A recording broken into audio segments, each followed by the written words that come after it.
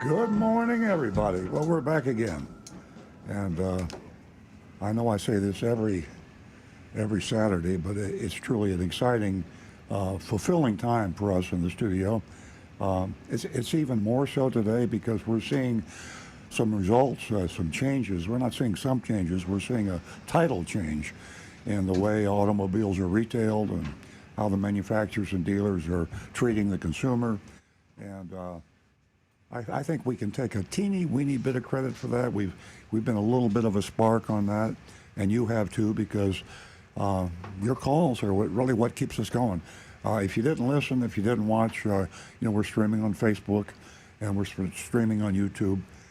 If you didn't listen to the show, then of course we wouldn't be here, and we wouldn't be able to get this information out to the consumers. And a lot of the people that we've contacted.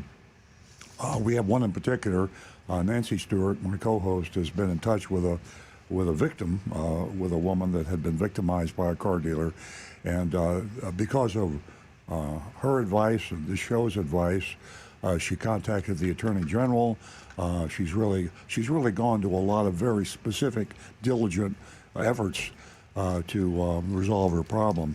And she is really an educated consumer. So we get these stories, they come in, they keep us going. If you have a story, we'd love to hear from you. Anything about whether you've been victimized or have a friend, especially if you took some action and got results, because these add incentive to a lot of people. There's a lot of people they get taken advantage of, and they're embarrassed. They don't want to talk about it. They don't want to take the time. They're too busy in their lives to go through the details of a formal report. And I'll show you what a report to the Attorney General's office looks like in a little while. It takes them a while. It's tedious. You have to go through. They try. I really believe the system has devised it to discourage complaints to consumer agencies. I really believe that. So if you are of a mind to be able to go through the process, you can get some results. Call us at 877 960 9960. And you might want to write this number down because you might not have a comment now. You might not have a question. Again, that call-in number is 877 960 9960. And you can text us. Just Stu Stewart sitting across from me here. He keeps a log of all the texts that come in, and we get to the texts during the show 99.9% of the time. The text number is 772-497-6530. Text number again, 772-497-6530. And fairly popular venue to contact us is our youranonymousfeedback.com. It's a web address. It's a website. You go there, and it's a form. You fill out. You ask your question. You make your accusation. You make your whatever you want to say. You write it, and it goes to us anonymously. Y-O-U-R anonymous, ANONYMOUS feedback.com. And Stu also monitors that. We get to them pretty much 100% during the show. So we got telephones, of course, YouTube.com/Earl on Cars. If you're a YouTuber, YouTube.com/Earl on Cars. Rick Kearney, sitting to my right here, who is our certified diagnostic master technician. He knows all and sees all. If you're streaming us now, you'll see Rick has a mask on and we don't. In an abundance of caution, his wife was diagnosed positive with COVID, and he was tested yesterday. He's negative, but just an abundance of caution. He just had it. He's protecting us. He just had it. Yeah. So he's really handsome. He doesn't look like. But Ed, if you have any kind of a problem with your car, if it's squeak, rattle, or roll, describe it. Ask Rick. And he has got the answers to 99.9% of your questions. I can guarantee you. Highlight of our show, Mystery Shopping Report. Got another good one. And Agent Lightning did a great job. They're all interesting. This one was quite different. It was kind of a laid-back hometown, kind of a homey kind of a thing. It was not a typical South Florida, but We'll see. I don't want to give it away. We won't grade it. And of course, Nancy Stewart, my co-host, is sitting next to me, and she's also my wife. We started this show about 20 years ago, at half an hour, on a little radio station called Seaview, and now here we are in the big time, 2 hours. And we're with a much larger station, much larger listening audience, and we think we're doing some good. Nancy is a strong advocate for the ladies in the audience, and she has almost single-handedly built our lady callers up to about 50-50. And our texters callers from the ladies are amazing. We have one, I don't want to make anybody else mad, but Anne Marie, our texter, is absolutely phenomenal. And she has another text for us this morning, and she does every morning. But the ladies in the audience have made fantastic contributions thanks to Nancy Stewart, and she has a special offer for you that will incentivize you to call the show if you're a lady and if you haven't called the show before. First two ones. Nancy will explain that to you. Good morning, everyone, and welcome. Gosh, we enjoy your company. Why? You're a big part of the show. You educate us every Saturday morning, and we look forward to your calls, your texts, your YouTubes, at all. Again, thank you for joining us. This morning, I can't say anything until I say you have to read one of Earl's real important columns, and you can go to Earl on Cars, and you can find it, and that is how to know if a Florida car dealer is breaking the law. And you can go to www.floridalawprotectingcarbuyers.com. Real important. Our voices must be heard, and I'll tell you what, we are doing fantastic. We're doing fantastic because of you. You have joined us, we've connected, and there is power among us, and we are going to change the auto industry. I know it, I believe it, and you must. Give us a call, 877-960-9960, or you can text us at 772-497-6530. Ladies, you're a huge part of the show. Give us a call. You can win yourself $50. $50 for the first two new lady callers. And Lori, if you're listening, at any time, you can give us a call. We appreciate you going above and beyond and staying with this ongoing lawsuit. Now back to the recovering car dealer. Well, I'd like to do a little bit of a summary of our mystery shopping reports. And this one here, Stu just told our mystery shopper, pick somebody. And it turned out to be a pretty good pick, Stu. Oh, we were going to try and do a third Costco mystery shop. And it's so hard now. Really, the same few dealers keep showing up over and over again that the dealers are really not participating because of the Costco pricing restrictions that are designed to benefit consumers.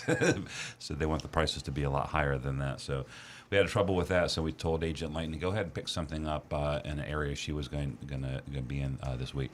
So she did. And the weird coincidence is, usually I like to tie in a new mystery shopping report with some older ones. You know, we're trying to look for patterns, changes, and things like that.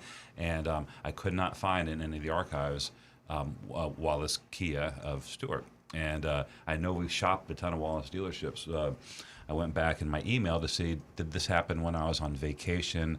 And then Josh took care of my brother did the mystery shopping report, as he does in my absence occasionally. And no emails from Josh from mystery shops from Wallace Kia. So I think it's the first time we shopped them. Unless we went back years and years ago before we had our sophisticated Beth Smith Kia is system. Close, and they kind of overshadow them, and they do most of the advertising and kind of make sure. And they're up in Beth Smith Kia is up in Fort Pierce. It's a little farther away. And I think Wallace Kia, a lot of the dealerships share some of the contiguous properties, so maybe they're all kind of blended together, and the Kia dealership kind of disappeared from view from us, out of sight, out of mind. But anyway, we had an experience. It wasn't. I'm not going to give it away what was good about it. I want to taint the jury because I know you're going to grade at the end. But we had what I consider to be a very old school, and not necessarily in a bad way, an old school salesperson. It reminded me some of the things he did were straight from my sales training like 25 years ago. Yeah.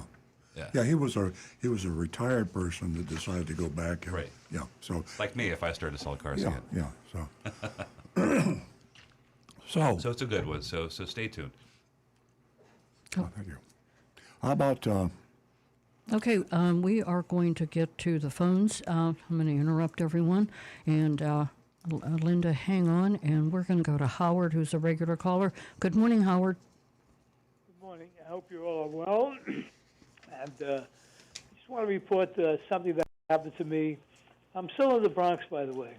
I was driving in New Jersey, and a cone fell off a truck, and I ran over it. And then, so I was towed, my car was towed up to my mechanic, who's not a Toyota dealer, my mechanic in Yonkers. What happened is that he tried to get, the fuel line was broken all the way up to the fuel pump. So he tried to get this fuel line from Toyota, and they said it's a long wait, and so I contacted Josh. So Josh tried to get the fuel line for me from a couple of other dealers, but it was a no-go. So now I'm waiting, and I was told that it could take up to a month or more to get this fuel line. So I don't know why it takes so long. What's happening now with the parts coming from Japan? Well, Howard, let me jump in here. You text me or called me, left me a message, and I asked Josh to call you and my parts manager, Jeff Doss. So Jeff Doss, our parts manager, checked and found 3 dealers in Southeast Toyota that reported having that fuel line that you needed in stock. And Jeff Doss called your mechanic in Yonkers and told him that. And also, I suggested that they research for a used fuel line. Jeff Doss said that there might be some issues with a used fuel line. In fact, Rick can jump in here, but Jeff says, all things being equal, you'd rather not use a used fuel line because there's some issues. And I said, well, that should be up to the owner and the mechanic if it's a possibility. I Googled used fuel lines. There are quite a few available. So before I say anything more, Rick, what is the risk factor to a used fuel line? The biggest one is potential contamination in the line itself, rust or bends or kinks when they try to remove it. Is there any way you can examine it carefully and see that it's good, or is it looks like buying a pig in a Yes, boat? they can be examined, and if it's good, then you're all set. Okay, there you go. It's just making sure that it's in good shape. What do you think about that, Howard? Does that make sense? My mechanic said he won't do it. He doesn't want to take a chance. Uh-huh. My question is, how long does it take before we get this? Could it take months? No, if we find one in stock, you could have them. If you pay extra for the FedEx, overnight it. You could have it tomorrow. No, I'm talking about a new fuel line. Oh God, we don't know. That's like it's like asking when your car shortage, microchip shortage, shortage, and exclamation points. So we're short of everything, and we're having cars that are being delivered without accessories that 2 years ago were almost standard on the car. So you can't second guess. You can guess, but it's a wild guess. I recommend, now that you've got the green flag from Rick, to carefully examine the used fuel line and make it clear when you order it what you're going to be doing. Rick had another point. Well, if there's 3 different dealerships that have an in-stock new part, I would simply contact one of them and say, hey, ship me that part. They reported to have it. I'm assuming the mechanic, Howard's mechanic, did call these 3. Okay. 3 dealerships. So what we'll do for you, Howard, is I'll have Jeff Doss, our parts manager, contact those other dealerships and verify that it's in stock. But I thought your mechanic, we were trying to work through your mechanic in Yonkers. So if he didn't call to verify that these were in stock, we should double check. And if you can't get a new one, you get a used one, and have it examined carefully by someone that knows how to examine the fuel line. And Rick says you're good to go. No downside as long as you're sure that the fuel line is clean inside and some other things. Okay, thank you for your help. I really appreciate it. You're very welcome, Al. Can you give me that text number again? Sure. It's 772 Yeah. 497 6530. 772 497 6530. Okay, thank you very much for all your help. I really appreciate it. You Thank you, really Aaron. did a lot for me, and I know that's the reason why I love you guys. You're the greatest. Well, we love you too, Howard, so Well, we are lovable. we are lovable. Okay. All right, thanks, Have a Howard. good day, guys. Thanks Thank for you. staying with us all these years, Howard. We appreciate your company. We're going to go to Linda, who's calling us from Hope Sound. Good morning, Linda. Good morning. Thank you very much. Welcome.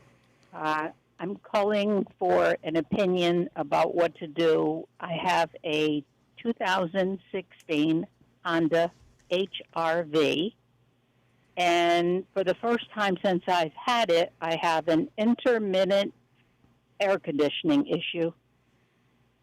Sometimes it works, sometimes I have none. Right now I happen to have some, so I feel I'm buying myself a little time. I've called two places, and one is the dealership, which that's the only place I've taken the car since it's been new, which is the Honda here in Stewart. To do the diagnostic on that is $155. I got a recommendation for a private shop, which is supposed to be good, and I called about the same thing, and their diagnostic was $80. It's a big difference, and I don't know whether to take a chance of going to a place other than Honda. I just kind of like an opinion about this. Well, my comment, and then I'll let Rick comment because he probably has some ideas of what should be checked for an intermittent AC problem. That kind of narrows it down a little bit. But diagnostic charges can be fair and they can be unfair. It's certainly easy to make money fast if you're a car dealer by charging a high diagnostic fee. We don't charge a diagnostic fee for a relatively simple diagnosis, but if we have something that could involve tearing down an engine or transmission, we can't ask a technician to work for 6 hours taking apart a transmission to diagnose a problem, and then the customer says, well, we don't want it fixed, so put it back together again. So at some point, diagnostic charges are fair. I'd suggest you shop around to where you get the best diagnostic charge and go there. But Rick, what do you think it might be? Maybe something you could diagnose. Well, my first question, when you say the AC stops, is it the temperature suddenly starts getting warmer from the air, or is it that the airflow itself actually stops blowing? No, it's blowing fine. It may start out in the morning if I go out early, which I usually do, and it'd be great. It'll be cool and very, very nice. And maybe half an hour later, sometimes it'll start to get warmer and warmer, and then you have nothing. So as the day heats up, the air starts blowing warmer. Yes. That sounds like it's low on charge, which means you probably have a leak in the AC system. So a proper diagnostic in that case is they would need to actually recharge the system, and they'll add an ultraviolet dye into the system. And at the same time, the mechanic should be looking at all the outside components to see if there are any signs of a small leak. It sounds like a pretty small leak. On a 2016 6-year-old car, pushing 7 years now, my recommendation to start out would be to find a local independent shop. The $80 one would probably be a good choice.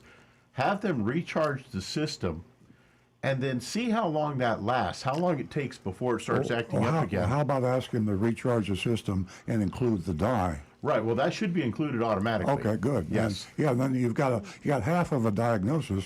So you're going in and you're relying on Rick's diagnosis and say, please do this for me, and then you drive it, and who knows, you maybe drive it for 2 years and nothing, and it stays cold, or Right. if You it could doesn't stay cold, stay cold for up to a year or longer. Yeah.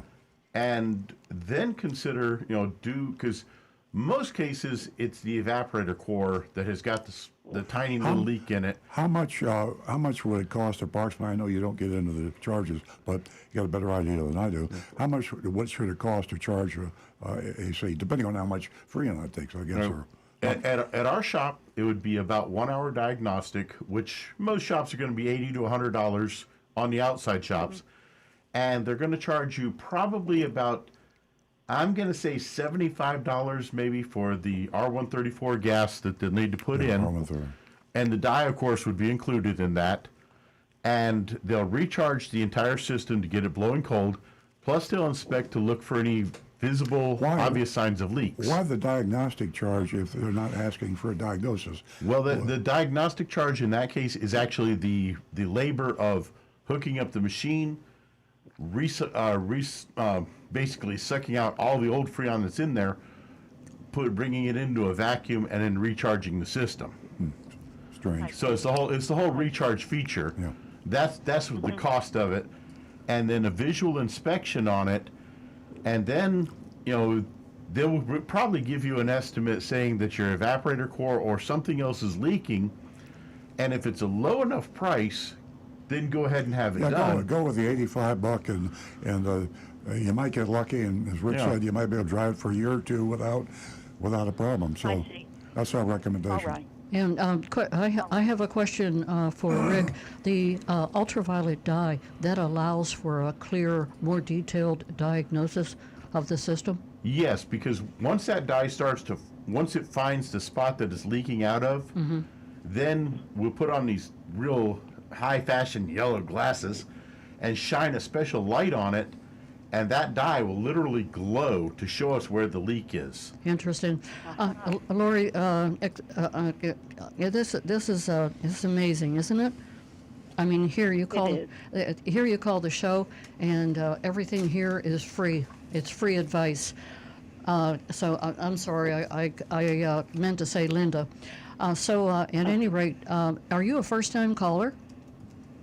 No, I'm not. I've called before, and you've been helpful. Very good. 2 other times in the past. Be sure to give us a call back and let us know how that went for you as far as getting the system you. recharged. Thank you very much. It explained a lot that I didn't understand.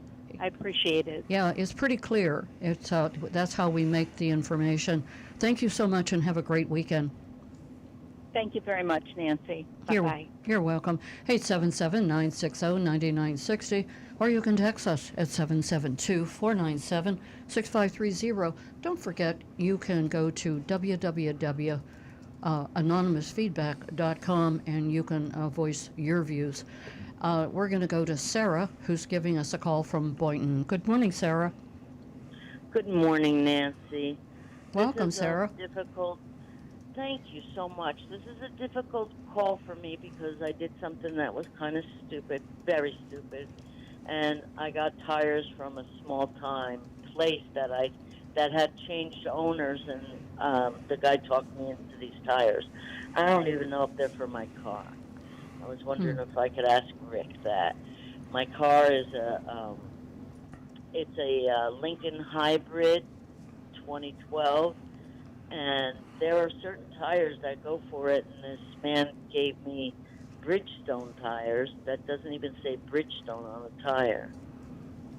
And I don't think that they're right for my car. I think Rick can answer that. I think you'd want to get to a reputable shop and have them inspect those tires. Being a Lincoln Hybrid, I'm going to guess that your car most likely should be running run-flat tires. It may be required on that car, and if so, if they put the wrong tires, but I have never seen a company say that, oh, these are Bridgestone tires, even though they don't say Bridgestone. That's somebody's. Well, they say Dueler, HR. Sarah, Yes, Sarah, Dueler HR is a Bridgestone. That's a model, but But yeah, Okay. that is a Bridgestone tire. Sarah, you've got Costco's in your area, several, and Costco is having I a. do, and I messed up, Earl. You did. I really did. Yeah, we all do that. Costco's having a tire sale, and I know. So- I know. I know.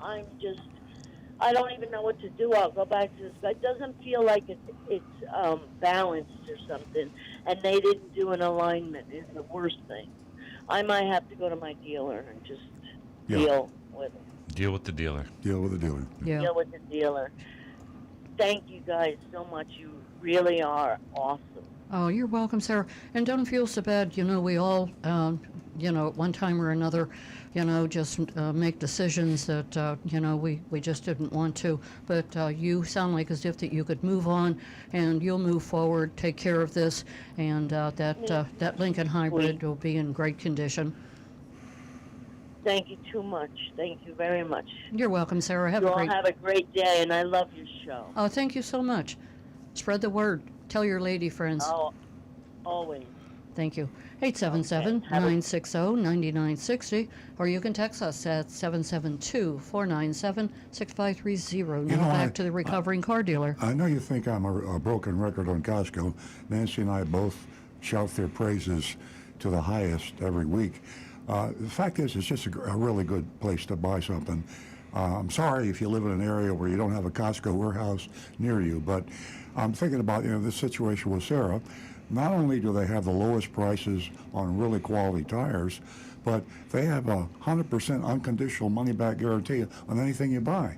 I mean, every time Nancy and I go to Costco, we see a line of people a mile long returning stuff, and there's no questions. They don't give you a hard time. You buy something and you use it, and you don't like it, you bring it back, they give you your money back. And their markup is incredibly low. By corporate law, by Costco order, no product Costco sells is marked up more than 15%. Car dealers mark their parts up 40%, almost 3 times what Costco does. And the products you buy there, if you buy a television, you can buy anything in Costco. If you buy whatever you buy it, it's marked up only 15%. In fact, there's some of the products that are marked below cost, and those are the chickens and the hot dogs. And they've kept, you could buy a hot dog and a drink and something else, huge hot dog for $1.50, and you could buy a chicken for $4.99, and they've been doing that for about 30 years, and they haven't adjusted for inflation. It's their signature. As many people who just love Costco, there are at times that maybe Earl and I are their poster couple for Costco, and we get reprimanded. Reprimanded. There are some people out there who do not believe in Costco, and they have a different opinion, and they're entitled to it. But for my buck, Costco. Rick? My only problem, I think I have to buy a second freezer or refrigerator. It fills up too quick because everything's big. Yeah, that can happen quickly. 877-960-9960. Text us at 772-497-6530. I'll tell you what, you just don't want to miss this show. We have got so much that's going to be going on between Channel 10 and you talk about voices being heard. PLG, There's an uprising. Miami, Fort Lauderdale, PLG Channel 10. Yeah, absolutely. As I said, there's an uprising, and it is what I call a coup d'etat. And gosh, I love coup d'etats. Rick? I got an interesting question here from Guy Larrabee. He says, I've been a Toyota owner for 40 years. I'm worried that Toyota may have been just a little too late to the electric vehicle party, and their first effort has not been reassuring. I'm looking at a mid-sized Tesla or a Kia for an electric vehicle. Your opinion? Well, I'd stay away from the Kia, but the Tesla is a great buy. Model 3.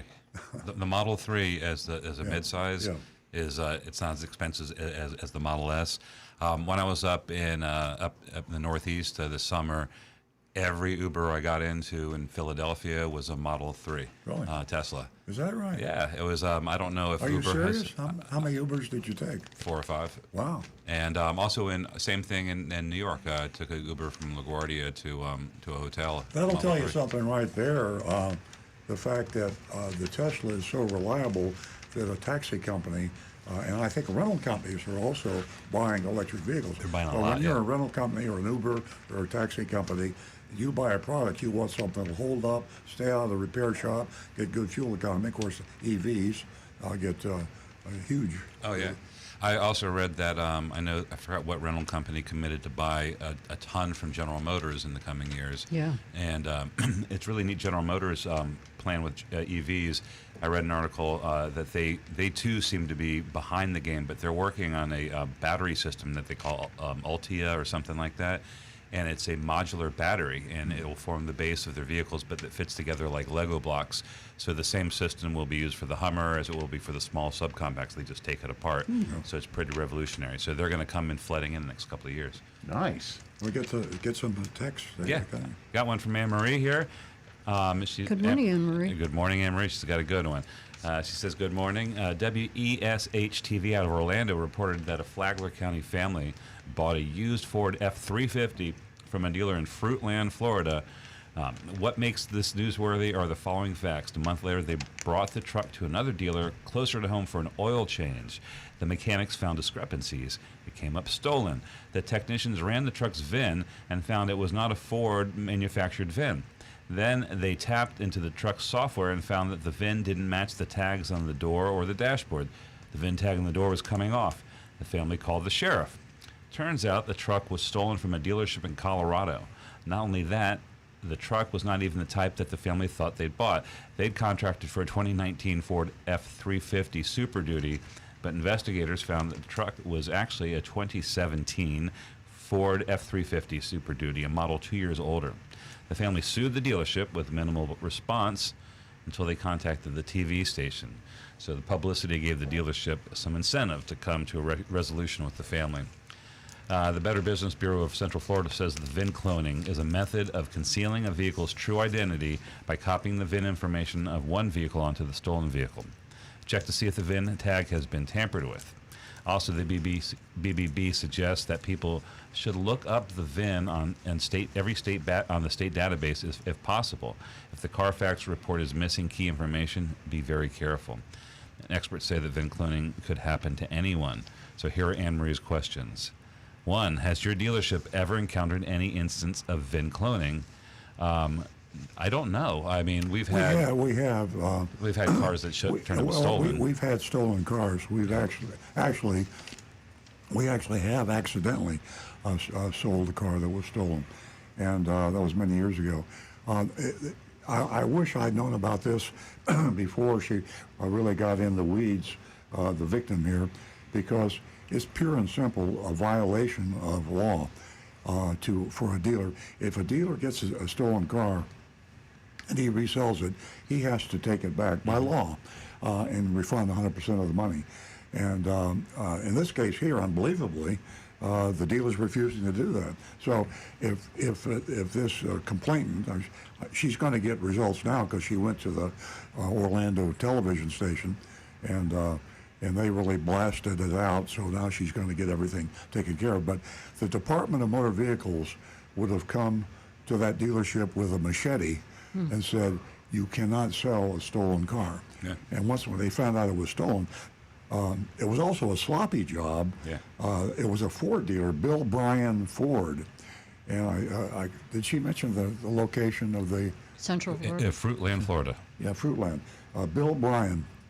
Now, they were 2 years off. Here's a Ford dealer selling a used Ford, and they thought it was a 2019, and it was 2017. Now, I could almost make a case that couldn't be a mistake, that it was premeditated. And I would, how's a Ford dealer? It'd be very hard. Amory's next question was, does your dealership verify that each vehicle is what the VIN says it is? And the answer to that is, we're supposed to, particularly on used cars. You can't do an appraisal. You put the VIN number in, and then it pulls up the information. And if that doesn't match, then that's. Yeah, if you're suspect, there is a place where the VIN is hidden on the car, and you can check that to be sure. I'm sure that's what the. Yeah, that BBB advised. But yeah, it can be. And if a dealership is sloppy, dealerships get lucky all the time because here's a typical thing that can happen. Somebody brings a car into trade-in. The salesperson who gets the car writes down a VIN number off an insurance card or another document, and then puts that on the paperwork. No one goes out and looks at the car. The used car manager doesn't actually appraise the car. He sits at his desk, puts a number on it, and nobody actually inspects it until it winds up in the used car lot and gets stolen, and it's a stolen car. But how can you miss the year of a Ford if you're a Ford dealer? That's what I'm saying. Anybody who's engaged and who is trained and educated would not do that. Yeah. But people who don't want to get up off their desk and sit around, and things can fall through a lazy, sloppy system, and that's how that can And happen. if you buy a car from somebody that you're not 100% trusting in, and you think maybe it might be not quite right, you can always take it to a dealership, and they can check the hidden VIN. Where do they hide them on Toyotas, Rick? There's actually several locations you can find it. Usually the VIN is printed on the transmission case. Yeah. Believe it or not, the tag that's on the dash, although it can be a little difficult to read sometimes, that one is extremely difficult to remove and change because you've got to either remove the dash or remove the windshield to drill out the little rivets to hold it in place. Yeah. So they usually ignore that one and change just the sticker on the door jamb. I think that's what they did in this which case. is the easy thing to read. So how careful could the dealer have been? He had the VIN he could have looked at, but all you had to do is look through the windshield and read that number, compare it to the sticker. Look at the truck because it was 2 years older than the VIN said. And I don't know if there were many body changes between 17 and 19. Well, no, but I'm sure there would have been some changes. Average citizen wouldn't know, but a Ford dealer, I mean, you had technicians looking at it, you had managers and salesmen. Right. Yeah, and it took the other dealership about 2 seconds to figure it out. It wasn't the right year because they looked at it. And Anne Marie, I got to thank you. I'll tell you what a great asset you are to the show. Always, every single Saturday, right here with something new, something to, enlighten us. And in this situation, I'll tell you, whether, well, first let me say, in the auto industry, anything is possible, and you really have to watch your back. And as I always say, knowledge is power.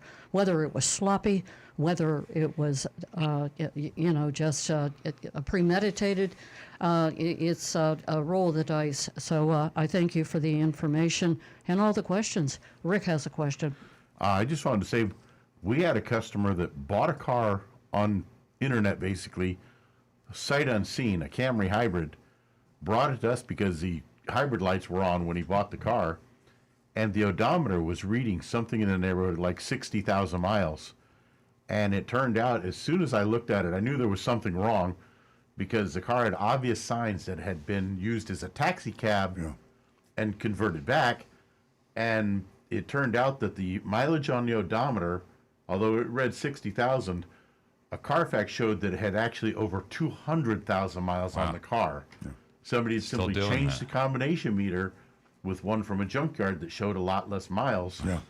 And this poor guy was way out of luck. Yeah. Wow. It's done before. Okay, so we have finished up with Anne-Marie? We're finished with Anne-Marie's text. Okay. We're going to go to Marty. We're going back to the phones, and Marty is a regular caller. Good morning, Marty. Good morning. How's everybody doing? Great. I have a question that you may or may not know the answer.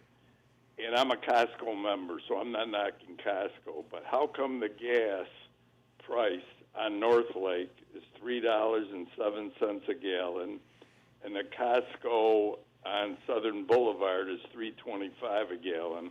I would assume they get the gas. It's not like they got 100 different gas stations here. I would assume the same thing. The gas from the same supplier. Yeah.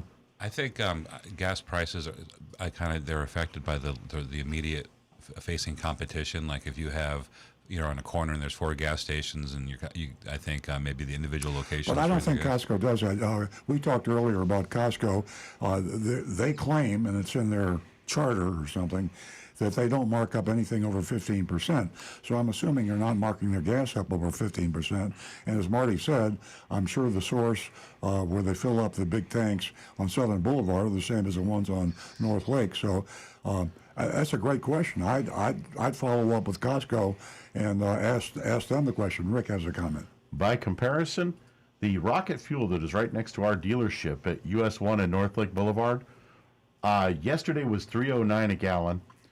The Shell station here at North Lake and Military, where our radio station is $4.39 a gallon. Yeah, well, we know Costco has a good price. So the Marty's prices are all problem over was, the place. Why was it different between That's two stores? It was right, a that's good one price thing I've at wondered for a Southern long Boulevard. time. It was also a good price at North Lake, but why different?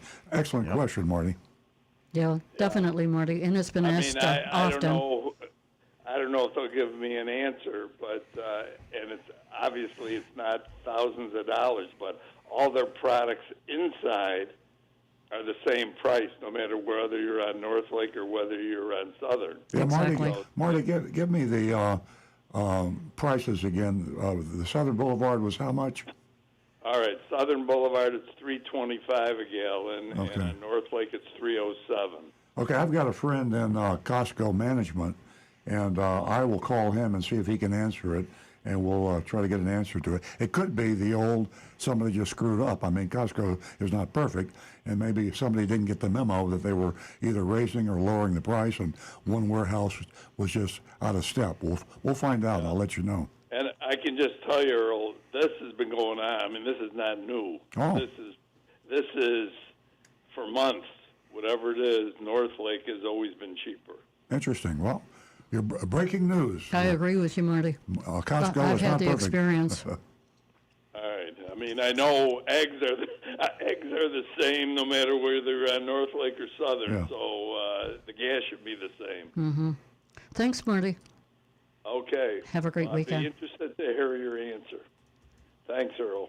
Thank you, Marty. And Stu, to what you said, about the gas stations, you can take 4 of them, 1 on each corner. And, location, location, location. And there's a lot of variables, whether you're going north, south, east, west, what's convenient, what isn't. And they put the price of their gas, what they want to charge you. 877-960-9960. Text us at 772-497-6530. We'd love to hear from you on some of the topics that we have already covered. Back to Stu. Sure. I got a text from Negan. Hi, Negan. Negan switched over to the tech side. He said it seems Ford was catching up on production with chip supplies, the microchips, but now they're delaying delivery because of the shortage of blue oval Ford badges. Oh, wow. my favorite topic. Yes, so he sent the article to, I hadn't read that, clicked over, and there's something like 45,000 vehicles that are sitting on lots that can't ship because the badge is not there. Is that amazing, Negan? I think I could do without the Ford Oval on my Ford. I'd say I'll just take it. Yeah, well, because we'll the manufacturers are shipping cars without heated seats and all sorts of stuff. Let me talk about something serious here for a minute. I tried to jump in a minute ago, but I got cut off. Costco, and I think this might be their Achilles heel, as you know, sublets certain areas that are outside their normal skill. They're a retailer of food and canned goods and home goods or whatever you want to call it, and they're the best. Now, if you want to buy hearing aids or eyeglasses, they sub that out. If you want to buy a car, they sub it out, and it's the Costco auto buying program. And we, on this show, have had problems with Costco with the Alliance Group, which is the subgroup company for the Costco auto buying program. They use Costco's name, which is troubling, because if Costco is going to lend their name to a company selling products under their name, they should police it just as carefully as they do their own warehouses. So I'm guessing that maybe the gasoline comes under a different, ownership. I don't know. Or at least I think. Contractor? I'm looking stuff up on this, and they're saying that they typically lose money on gas. They said it's the same thing as the chicken and the hot dogs. They hope that you go there, fill up, and go. I thought it was. Yeah, I did too. Yeah. Yeah, that's what they're saying in this article. I don't know how authoritative it is, but they're losing money on the If they gas. sell it at their cost, they're still losing money because they got the overhead to cover. They're covering. They said they're on average across the country 20 cents per gallon cheaper than anywhere else. 20% cheaper than anywhere else. Yeah. So anyway, like everything else, there's no absolute right, absolute wrong. Costco's our favorite retailer, but they have their flaws, and when we find them, we talk about them. Yeah, no more chickens at Costco for us. No. Okay. I have found that the savings that I get by buying my gas at Costco more than pays for my membership each year. Oh, God, yeah. Exactly. Just the gas savings. As long as we're on a Costco kick. Love it. Here's an interesting financial information. Costco's full profit, annual profit, which is huge. I mean, Wall Street's getting hammered now. One of the few stocks that's held up is Costco. But Costco's full profit in the billions of dollars is from their membership dues. So what that means is, for $65 a month, A year. a year, $65 a year, and so I get an executive membership for 95 or something like that. Anyway, their membership dues are responsible for all their profit. They're selling their goods basically at cost. Yeah. That's why they call themselves Costco. I have some information directly from Costco. Oh, great. It might explain the difference in the gas prices. Great. Because they have a special in their customer service section on their website that says, why do prices vary between Costco warehouse locations? Many factors play into why there can be price differences on the same items at different Costco warehouse locations. Our location managers and buying teams keep a close watch on inventory and pricing. At times, our suppliers may adjust item prices on additional shipments. Sometimes local competition might affect the price of each item. So there could be like the gas thing. They might have like really low gas at one place, and they might have to lower their gas to match it. And down in another part of town, they didn't have to do that. If everybody else is doing it, why can't Costco do it? So the 15% is probably an average. An average, yeah. They're changing based on what their what the customers need. You know, the story, a Costco story that is, I know this is not Earl and Costco, in case you just Costco tuned in, on but, cars. But we love it, all of us in the studio do. A few years ago, Costco ordered some incredibly fine hot Whiskey. sales shirts. Oh. They were Italian design shirts, and they were like $15 a piece. They were just absolutely steal. So they sold out, and they ordered some more, and they sold out, and they never would raise the price of the shirts, even though they knew like they had a shortage. So unlike car dealers, when Costco would order from Italy, and from Italy they'd get like 2,000 shirts in a particular warehouse, they'd sell them all for the old price when they could have doubled the price, which is what the dealers do with cars today. So they have a morality and a conscience, which is refreshing. Yeah, reminds me of something. We have a phone call. Okay, thanks, Stu. We're going to go to Frank, who's calling us from Jupiter. Good morning. Good morning, Frank, from Jupiter Farms. Hey, good morning, guys. Can you hear me okay? Yes. Yeah, I'm in my car. I made a mistake of going to Sam's down the street for you guys to get some cat food, and the line stretches from Military Trail and 45th Street. The line for cat food? And I said, I thought they opened at 8 for Plus memberships. I guess everyone in the world has a Plus membership, so I'm back on the highway going home. Anyway, my question, since we're talking about gas and fuel, I have 2 cars that require premium high-test gas, and I have a truck that can still get by on regular. My neighbor, who had worked at GM for like 30 years, said putting premium gas in a car is like just wasting money because the computer will, balance for it. And I've been putting premium. I figured that's what they call for. I better do it. What is the real story on that premium regular? We know a lot about this. Yes. By running the 87 octane fuel, basically your computer is going to retard the ignition timing to avoid any ignition knock, the spark knock that would occur by running a lower octane fuel. The only drawback that you're going to see is you might lose a little bit of fuel economy and you might lose a little bit of performance. With Florida traffic, you're never going to notice that change in performance because you're never going to have the opportunity to make use of that acceleration and high speed. With Florida economy, well, you might notice a little hurt with the fuel price, your fuel economy, but it's really not going to be that big a difference. And if your car runs good on the 87 octane, I would stick with it and go with it, especially with the huge difference in price between premium and You know, 87. This is one of the most common questions we get, Frank, and it's it's almost a secret that you can burn regular 87 octane in almost any car, and it can slightly, as Rick said, it can affect the performance a little bit, but not much, and the savings is usually huge. The manufacturers, when they design it, they have to have those cars tested by the EPA. So when they decide the fuel they want to recommend in their car, they want a fuel that will get by the EPA recommendations. It's very important. They give them 100 cars to test, and if they say there's too much emissions, then they're going to have to spend a ton of money modifying the emissions on those cars, and they don't want that to happen. So one way to minimize the pollution and maximize your score on the EPA test is to burn the high test fuel. So there'll be two things Rick knows. They are recommendation and required.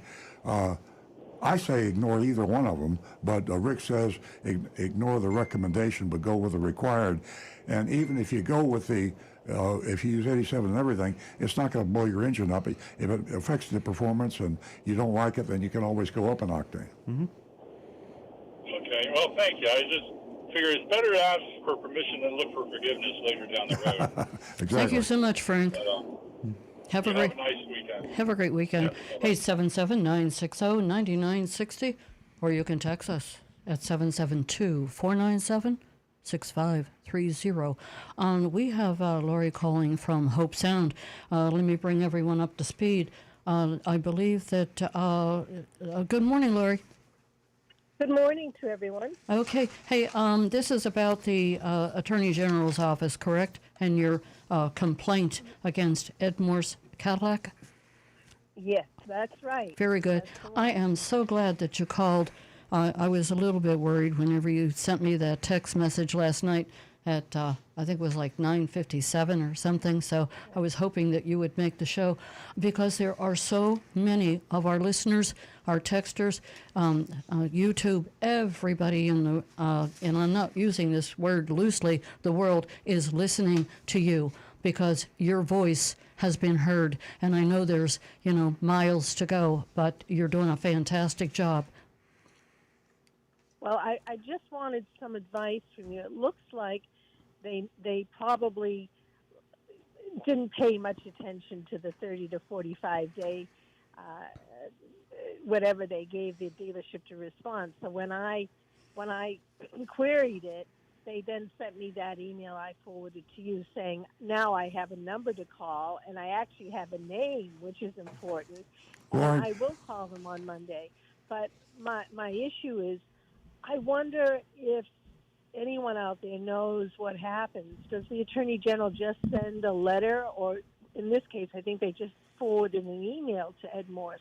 You would think that they'd want to follow up with a phone call. Well, let me jump in there. We haven't told our listening audience yet what your problem was, and your problem, and correct me if I'm wrong, is that you were promised an accessory on your car by the Ed Morse Cadillac, and they put it in writing, and they said they would install this after you purchased the car, and then when you try to get it honored, they refuse. Is that right?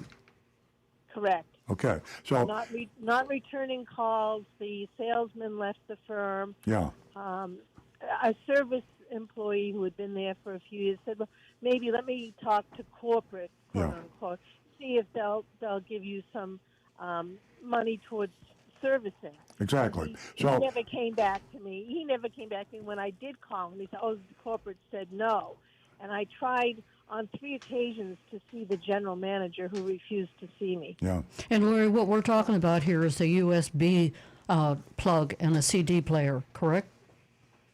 No, originally it was built in. It's a long story. The original one I had was a Cadillac. I had purchased one from Cadillac. Cadillac put it in as 2016 model.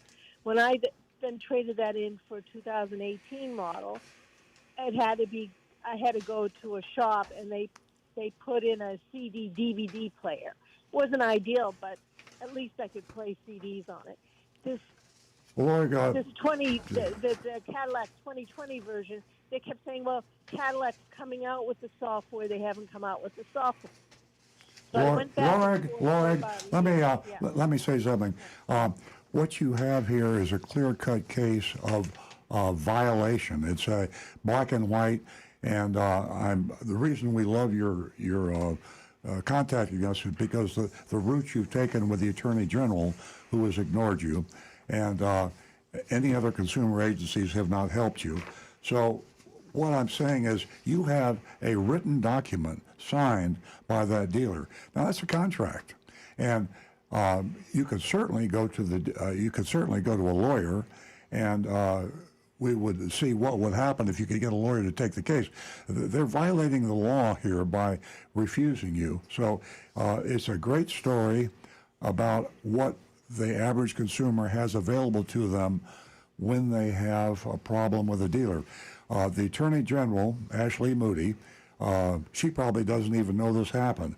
I've read your correspondence, and somebody named Beverly is communicating with you, and she probably talks to hundreds of people a day that are having problems with car dealers, and she never passes them along because Ashley Moody says, don't bother me with this. Beverly Bailey is the Office of Citizen Services, I see on your email. So Right. you have not to worry, because I guarantee you that you're going to get this resolved. You should be able to find a lawyer that would take it on contingency, because the dealer is dead wrong in what he did. And that's a big target too. The Morse Auto Group is huge. So if you sued them, you'd be suing probably 25 dealerships. And Teddy Morse is the guy that also won't return your phone call. Laura called the show a long time ago. I gave her Teddy Morse, that's the grandson of Ed Morse. I gave Laura Teddy Morse's cell phone number. She's called Teddy 3 or 4 times, and he just won't return the calls. The general manager of the dealership won't return her calls, and Ashley Moody won't return her calls. They are stalling her. So here is a black and white case of fraud, and you're being ignored as a consumer. And what a great story to put on the airwaves, and we really appreciate your call. Okay, thanks, Earl. Thanks for all your help. Thank you. Thank you, Larry. We appreciate you calling in this morning.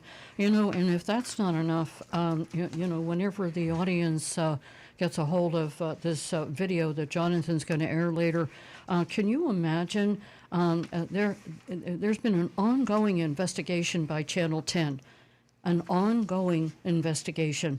News, it's out there. Car dealerships, they're hitting customers. It's just an amazing story. So stay tuned for that. But my point, at the end of the interview, Jeff said, and he is the newscaster who is the investigator for this story, Ashley Moody wasn't available. She wasn't available for comment. She wasn't available, period.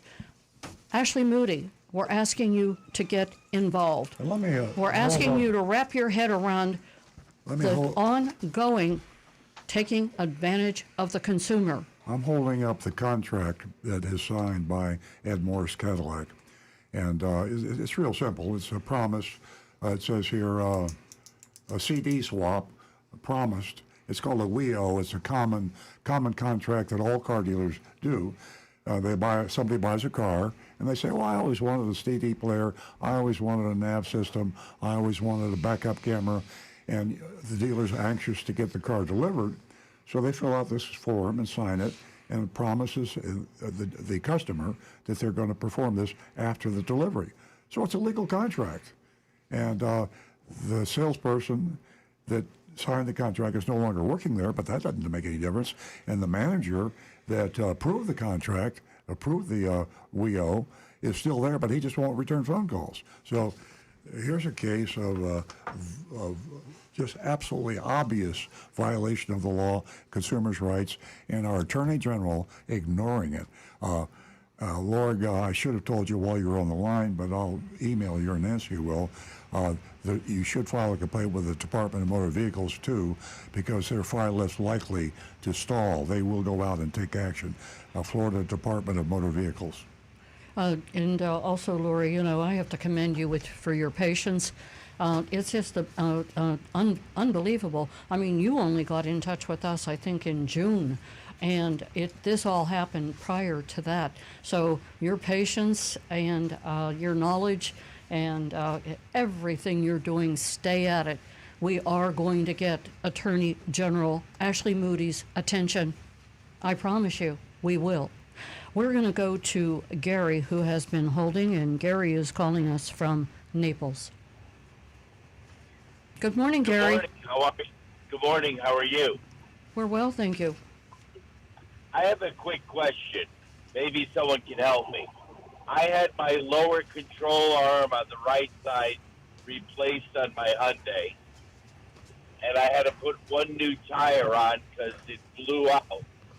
Everything is fine, but it is a little bit of a choppy ride because I had to drive the car with a bad control arm for about 400 miles. Would you guys recommend to replace all 4 tires now? I'd have them inspected. Just visual inspection on a tire would show any sort of odd wear patterns. You can even do this yourself. You know, just run your hand over the surface of the tire and see if you feel anything that feels wavy or choppy, or if it feels like if you go one direction, everything is smooth, and then you run your hand back the other direction, if it feels like you're feeling sharp edges on the tread, that's called feathering. If you feel anything odd like that, I would have it looked at further, but I would definitely have someone look at your tires just to see if there's any odd wear patterns going on, and have them check the bearings and everything for tightness in the front end. Okay, and when you replace the lower control arm, your car should run straight again, correct? Well, they should have done an alignment as well, just to make sure that the toe is correct. But yes, replacing that control arm should have made the car run pretty straight down the road. Yep, okay. And another quick question. We use this as a commuter car. The turbo went and I had it replaced. But I have a warranty with Hyundai on the engine because this is one of our commuter cars. They told me the turbo wasn't covered. Is it only internal engine parts or turbo's not covered? Or you wouldn't know that? Most factory warranties, they go with their lettering as internally lubricated engine components. Google it. Meaning anything that is lubricated by the engine but internal in the engine. Turbochargers are sometimes specifically excluded. Sometimes they're allowed in it because they are lubricated by the engine oil. But it would depend upon the terms of their warranty. You'd have to read the fine terms in their warranty. And Stu is Googling it now. You, if he can't find it, you might try it too. Just say, ask Google, is a turbo in my year make Hyundai covered under the warranty? What year was it? Yep. What year was it? 15. 2016? 15. 15. 15. Hang on. Google is thinking. This is boring for other listeners. Like Yeah. you guys talk and I like Google. Yeah, stay tuned, and Stu will have the answer for you in a couple of minutes. So thanks very much for your call, and thanks very much for a very interesting question. Yeah, Gary, we'll get that information to you ASAP.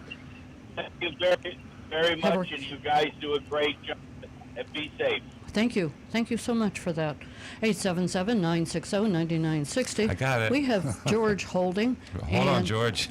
We'll let Stu go ahead and get Gary his information. The warranty coverage for turbos for all the Hyundais fall under the powertrain limited warranty of 10 years or 100,000 miles. There you go. It's covered. All right. How do you like that? Okay. I feel Gary jumping up and he's jumping up and He's down. happy. He's clapping, I hope. Okay, we're going to go to George from West Palm Beach. Good morning, George. Good morning, gentlemen, and beautiful young lady. How are you this morning? I'll take that. I'm great. Good morning. All right. Well, I have basically kind of like a statement in regards to ordering a car. I ordered a Toyota Camry It actually took about 6 to 8 weeks to get it. I know that most people can't wait 6 to 8 weeks to get a car, so but I was able to do that. Now the thing is, when I ordered the car, it came with something. I think it was Toyota Care or Toyota Guard. Toyota. I Well, all Toyotas come with Toyota Care, which is a 2-year maintenance, roadside assistance, and then a lot of dealers stock all of their Toyotas in southeastern United States, so down here with Toyota Care, which is an additional bunch of stuff, but it's highly priced, $700 for about $200 worth of stuff. Correct. Now, when I ordered my vehicle, I ordered it without that, and it reduced the price by that $700 because, as I think I was informed, you guys, it's called from the port. I don't know what the port is, if it's a shipping port or what. Jacksonville. That's added on at It's the port. Yeah, it's the big distribution center that they do a lot of vehicle preparation and accessorizing. That's because Southeast Toyota Distributors sells a lot of accessories. Right. So if anybody's going to order a car and you go to a dealership and you have the time to wait for the car, I just want them to know you can always order it and save yourself $700 plus tax if you don't really want it. And like you said, it's only like maybe $200 wheel locks and little things. If the dealer will cooperate with you on that, some dealers put that it's a hard part of their business model, and especially now with cars being priced well over MSRP. Actually, Right. It doesn't even matter if there's toy guard on it because they're going $5,000 over MSRP. Yeah, George, the dealers are almost coerced, or some of them are unaware, because they incentivize everybody, the salespeople, the managers, the dealer, and not only does it have a low cost, the Toyo Guard have a low cost, but they have kickbacks on top of that. And some of the kickbacks are based on the percentage of cars you order. So if you're at 50%, you get one kickback. If 75% of your cars have Toyo Guard, you get a higher kickback. I'm not sure how, if it goes up to 100 or not, but if you're the customer that comes in and says, I don't want Toyo Guard on my car, and they're struggling that month to hit their volume that they have to get their big cash kickback that goes to the general manager, they might really give you a hard time about canceling it. Okay. All right. Well, that was good to know. I guess I got really lucky. And I have met you. I've met you, Earl. I've met both of your sons. I know quite a few guys in your service department that have been there long term. I've met you, Rick, and I have the highest regards for your dealership. I didn't buy the car from you, but I do have the highest regards for your dealership. Well, you thank guys you. run a class act. Thank you, George. Can we send George $50? I think we should.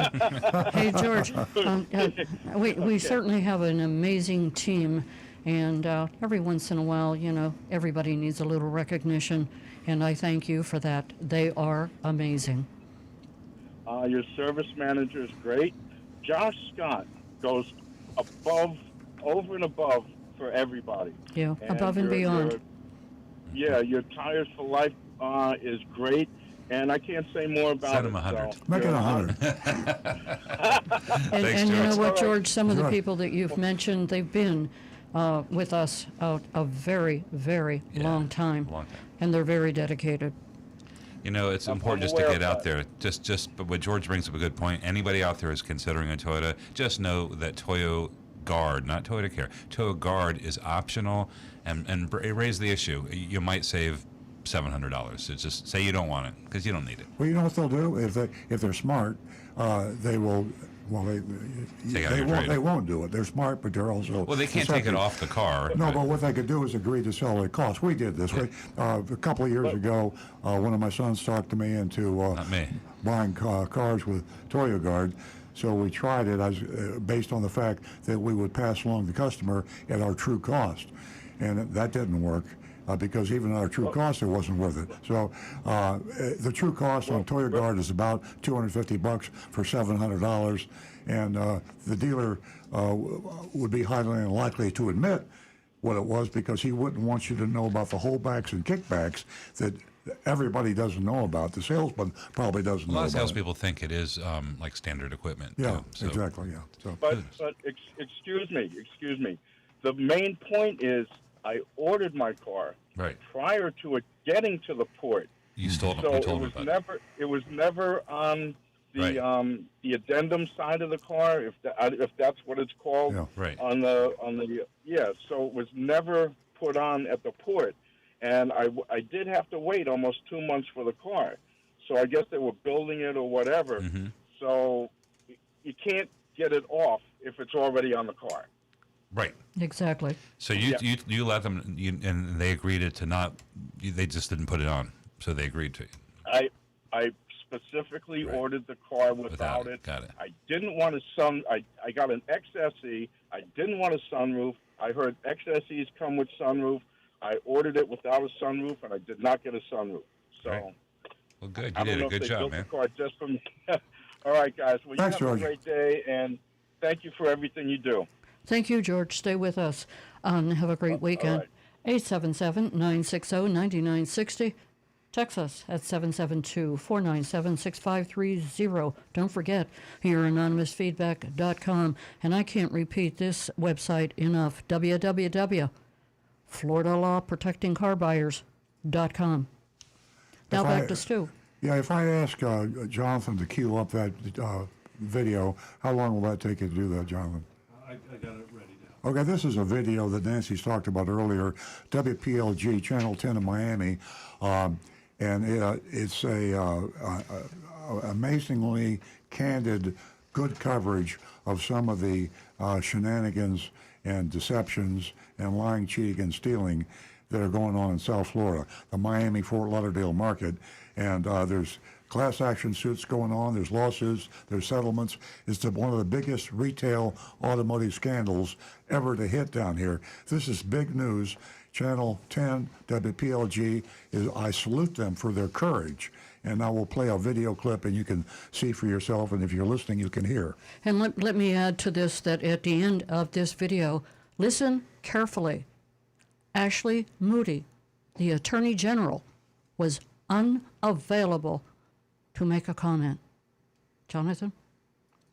An update tonight on a Local 10 News investigation into car dealerships hitting customers with unexpected fees when they go to buy out their current lease. Since our stories, several lawsuits have been filed. Some South Florida dealerships have settled, and a class action lawsuit is now pending. And Local 10 News investigator Jeff Hines here is back on the case. I wanted to buy my lease out.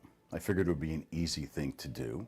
Dr. Barry Resnick was wrong, despite the fact his purchase price at the end of the lease was all spelled out in a contract. When he originally leased a 2019 Buick Encore 3 years ago, Lehman Buick wanted to charge him a $250 inspection fee and a $999 dealer fee. I said, why are you giving me all these fees? Well, this is the way we have to do it. The finance company wants us to do that. He referenced our prior stories where an attorney said under the Consumer Leasing Act of 1976, you can't charge fees not disclosed in the original lease. And that's when they stopped talking to me. Every Buick dealership you called had a fee. Yes, up until Vera. Out their leases, but some are finding themselves knocked out of the driver's seat. Since our first stories hit the air back in March, consumers have taken legal action. According to federal court records, Midway Ford charged one of its customers over $2,200 in fees to buy out a lease. He sued. They settled. Coral Springs Kia charged one of its customers over $1,000 in undisclosed fees in a lease buyout. He too sued. They settled. World Omni Southeast Toyota Finance also settling a lawsuit after Southdade Toyota not only charged their customer $2,200 more than the agreed buyout value in a contract, but then hit him with another $1,494 in undisclosed fees. That's $3,706 more to buy out his Toyota 4Runner. Palmetto 57 Nissan settling a case after overcharging a customer $800 more than the agreed price for a Nissan Rogue and then tacking on $1,200 in fees. That's $2,000 extra. As part of the settlement, those consumers can't talk to us. Right now, federal lawsuits are pending against Deerfield Automotive, operating as King Hyundai, Doral Lincoln, Sheehan Buick GMC. Sources tell Local 10 News several cases against Gunther Automotive have been settled through arbitration. Those terms are also confidential. Additionally, this class action lawsuit has also been filed against Hyundai Capital, doing business as Genesis Finance, over these fees. But a federal judge has yet to certify this suit as class action, as we reported back in March. Due to a lack of inventory on the lots and high prices, more consumers than ever are buying out their current leases. In Florida, if you sell 3 or more vehicles a year, you need a dealer's license. So the banks and the financial institutions we make payments to monthly send us to the dealer to facilitate the buyouts at the end of the lease. But the dealers make no money facilitating the transactions, so many create these fees. It's a flawed system, and the uneducated consumer winds up getting screwed. I was really taken aback that as far as Dr. Resnick's experience at Lehman Buick, will you remember this experience with that dealer the next time you buy a car? Of course. no one at any of the dealerships just mentioned, nor their attorneys, would actually talk to us on camera. And what about our state attorney general? A spokesperson for Ashley Moody's office says she wasn't available to be interviewed on this issue. Frankly, we couldn't find any state agency currently protecting consumers on this issue at all. Jeff Weinstein, Local 10 News. That's great. That's dynamite, folks. If you can Google it and replay that, or if you'd like a copy of it, let us know. But you attorneys out there, I mean, I'm not going to appeal to your morality or ethics. I'll appeal to your pocketbooks. You want to make some serious money, get in on this. We're not talking just one dealer or two dealers. There's a couple dozen dealers already settling. And you're also talking manufacturing lending arms. Southeast Toyota Finance settled. Well, you settle a lawsuit because you think you're going to lose. They settled. Now Hyundai captive auto finance company called Genesis Finance is being sued. So you lawyers out there in the audience, and I know a few of you are listening, think about this. You can go after a lending arm of General Motors or Honda or Mazda or whatever you want to do. The conspiracy is this: the manufacturer requires the dealer to take the leased car back, but there's nothing in the franchise agreement that he has, his contract with that manufacturer, that says he should do that. So common sense, by the way, says I do it as a dealer because I like to see the lease cars when they come back. I like to treat customers nicely. And you take a lease car back in, you have an opportunity to buy it at a favorable price. You can sell it and make a profit. But they still should tell the dealers, this is what your compensation is. When a dealer takes a new car and prepares it for delivery, we get reimbursed for it. When you take a lease car and inspect it and check it out and return it to the leasing company, the dealer should be reimbursed. So the captive lending companies of the manufacturers are at fault, but the dealers are really at the big fault because they're the ones charging thousands of dollars for something that should be a couple $100 for an inspection, and it should be paid for by either the leasing company or the dealer anyway. So this is big, and as Nancy said earlier, if there's any doubt in your mind that Ashley Moody is in the tank for the Florida automobile dealers and the auto manufacturers that sell here, if there's any doubt that she's afraid to take action against car dealers in Florida because she won't get reelected, I think that should clear it up. I mean, how embarrassing to be, this isn't just one little complaint. This is multiple dozens of Floridians being victimized by dealers, not just South Florida, but all over the state.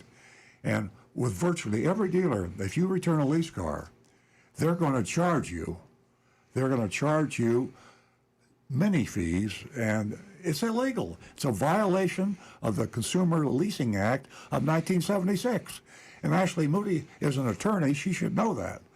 And for her to ignore these crimes that are going on is just shameful. So, Absolutely.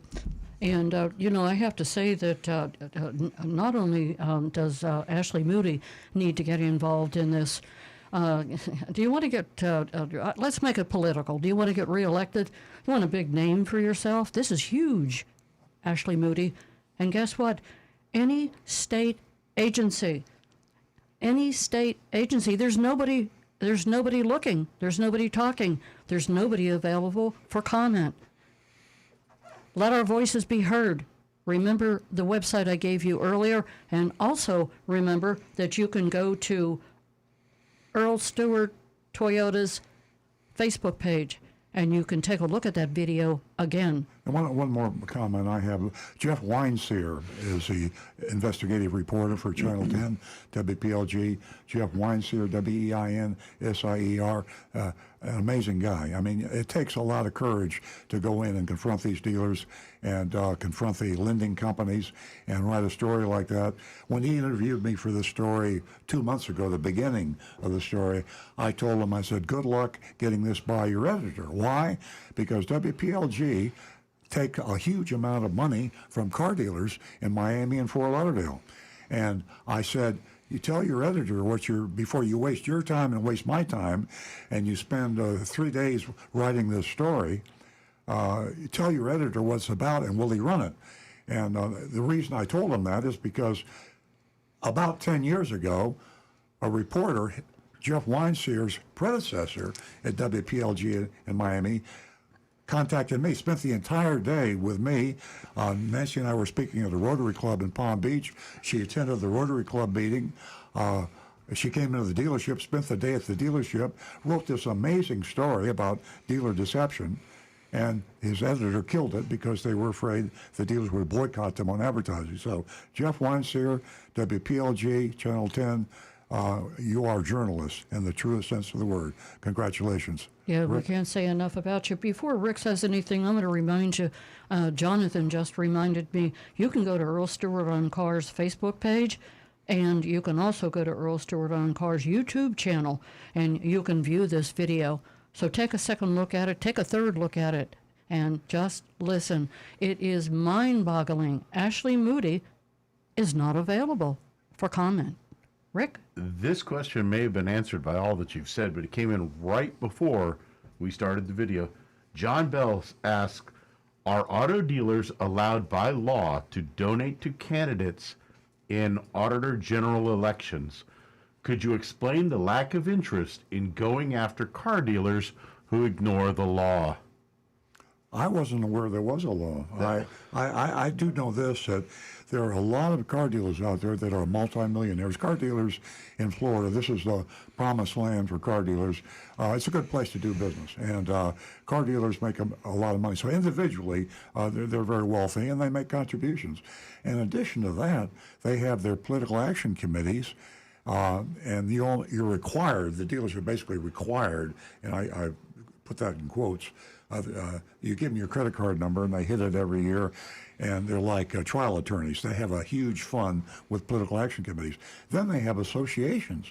They start with, there's a Miami Dealers Association, a Tampa Dealers Association, a Jacksonville Dealers Association, and there's the big one, the Florida Automobile Dealers Association, and there's a huge one, the National. And all their sole purpose of the associations is to raise money to get candidates elected to Attorney General and State Senator and State Congressman and any other regulatory area. So Ashley Moody, if she decided that she wanted to go after the car dealers, she would not get reelected because they'd cut her off and they would choose another stooge and say, you want to get elected? You want to play ball? Then we'll get you elected Attorney General. That's the way it goes. And folks, here we have, again, I'm reiterating, I can't say this enough, she is the chief state legal officer. You know, I hear this, the buck stops with you, and you have to make a stand. You have to let your voice be heard. Ashley Moody, join the people. They elected you. Please recognize the corruption that is going on. Recognize that the consumer is being taken advantage of. This is the 21st century. It's time to move on. It's time to do things the right way. Rick? Donovan is actually just asking, how much does it really cost the dealership to file for registration electronically on a car? $10. That's what we pay. We use a outside sublet service. It's cheaper for us to send it to the sublet service than to hire somebody in the accounting department to do that work. So they take a $10 item, they mark it up to $9.99 or $1,000 or $500 or whatever they want to call it. He says many dealers are now charging a $500 electronic filing fee. Exactly, yeah. There you go. There's Florida law again. Florida law allows dealers to add fees to the advertised price of a car, and they don't put a limit. In California, the maximum fee, I think, is $100 or $125. Used to be $75. Other states have limits, and they have to call it a dealer fee or a dock fee. They have a name. I mean, if you're going to try to regulate something, it's got to have a name. In Florida, there's no limit on what car dealers can charge for fees legally, and there's no limit on what they can name it. They can name it Rick Kearney or Earl Stewart. They could name it Salvation Army. I mean, they come up with clever names. Typically, the way they name these phony fees is they try to elude this part of the registration process. Electronic filing fee, tag agency fee. Those are two good ones. And administrative fee, dealer preparation fee.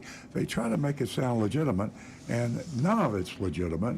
And there's no law saying they have to tell you what it really is. Okay, folks, I hope you hear us loud and clear. Well, we've been pretty clear. 877-960-9960. We are going to go back to the phones where Mike has been waiting patiently from West Palm Beach. Good morning, Mike. Good morning, guys. I love the show, and I just wanted to say I'm so glad you guys are talking about this. I wanted to call in a year ago because this happened to me even worse than what I'm hearing right now, and it was with I-95 Nissan. They tried to I had a Toyota, paid them to the penny what the buyout was. Same thing with my mother's Subaru. My wife's Nissan Roll, we went to take it in. They added $8,000 in fees to the trade-in. There was a $2,000 fee they said from Nissan. They said Nissan charges us $2,000 to do this. There was a $1,200 inspection fee, $800 cleaning fee. I'm like, you're not cleaning the car. It's in my driveway. I want to give you the money.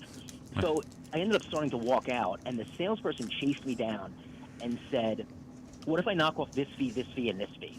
And that's when I got really mad. Like, well, now you're just adding a bunch of arbitrary BS to this to try to get money out of me. And I walked out. And I will say that I did call Nissan Finance directly, and they said that this is not our practice. They wanted to know the name of the dealership, the name of the salesperson, and all that. And they rectified it and pointed us to a dealer that wouldn't do this. But it's crazy how people are trying to take advantage these days. That's crazy. Thank you, Mike. That's a horrible experience. It's probably painful to you just to relate it to us. You're kind of reliving it. No, it was. It was a year ago, and it's still bothering me. Yeah, I had to call in. I can see why. Thank you guys for bringing this to light. I can imagine, Mike, and we really appreciate your phone call. It doesn't matter if it's a year old, 2 years old. It's been going on much too long, and there's plenty of money out there to be made by the auto industry. It's quite a wealthy, as you well know, and they're not in the soup line. They don't need to take advantage of consumers, and fees are fine, but these laundry list of fees that you have to have a dictionary to be able to define all of the fees that they charge, and they're all illegal. So, Mike, I thank you for your phone call. Well, thank you guys for doing what you do. You're welcome. Have a great weekend. 877-960-9960. or you can text Stu at 772-497-6530. Don't forget YouTube. Rick is waiting patiently. Stu? All right. I got a text from Bob. We're back in Costco. Bob says, good morning. My question is if buying a set of tires from Costco, they don't do wheel alignments, is one needed, and what is the average cost to have one performed?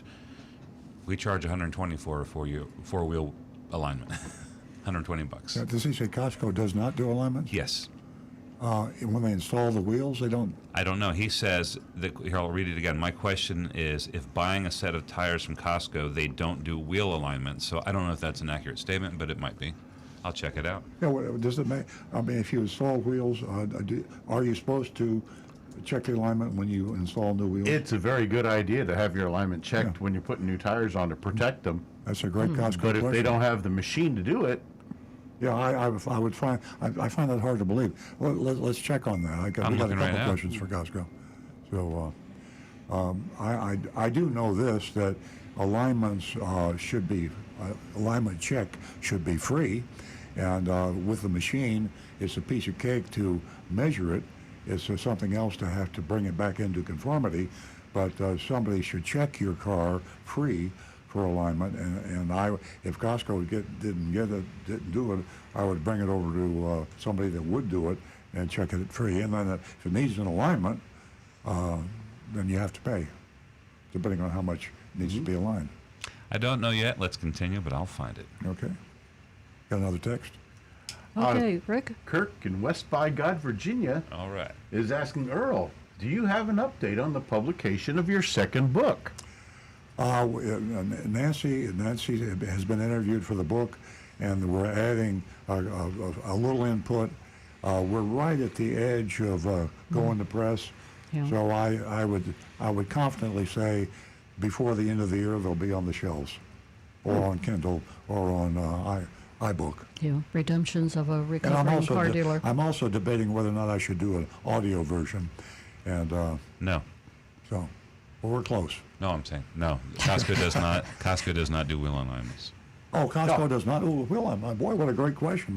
Wait, no, I'm getting conflicting information on the internets. Right. I spoke too soon. I'm getting somebody saying that Costco does do wheel alignments. They range between $80 and $250. I don't see it on Costco's website though, so I'm about 60% confident that they do. But I'll I am too. About 60 is a good number. We're really we're telling the good, the bad, and the ugly, right? Costco's got some great things going for them, and they have some foibles too. All right. Well, more text. By the way, Emery chimed in when we were talking about the Vin cloning at the Ford dealer, and then they couldn't figure out that they had a 2-year-old car. It was a Dodge dealer that figured it out in 2 minutes. So there you go. If you're paying attention, you can figure these things out.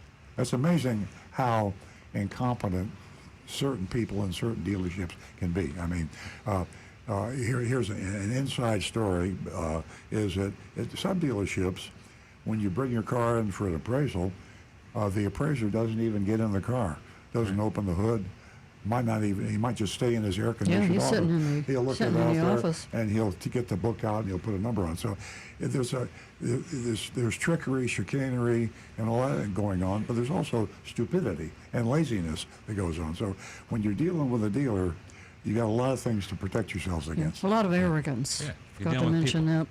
Also, somebody, Craig, texted us and said he'd been seeing the news reports about all the extra fees being added when people purchase their leased vehicles, and they wanted to know our opinion on that.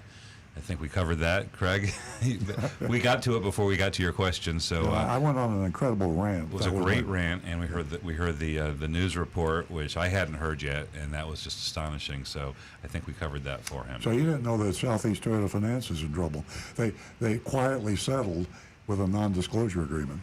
Yeah, I saw. That was in the report, and also in one of our fellow dealers down there down in Miami. Dade. Yeah. Yeah. Or Doral, or was it South Dade? I think it was South Dade. Yeah. Oh boy.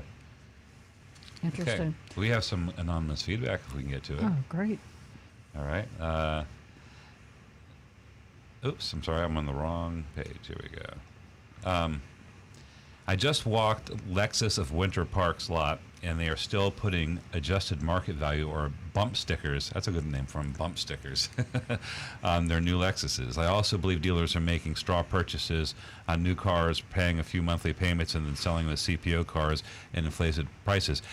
You're partially right. Yeah, they are buying cars from their own inventory. They're not making payments on them, but they are purchasing them and selling them as certified pre-owned, and that is actually a violation. If we're talking about Lexus, I don't know if they have the same restrictions. That's a violation of the Toyota ad covenant, and that's actually, but it gets violated all the time. Now, the dealers take advantage of the consumers. They also take advantage of the manufacturers. Yep. And the allocation system, to be fair, they're supposed to send cars to dealers as quickly as he sells them, or as close to that as they can. Right now, during this shortage, it's extremely important to be able to get some cars because they're so short supply. So when the dealers cheat the manufacturer, they're also cheating their fellow dealers.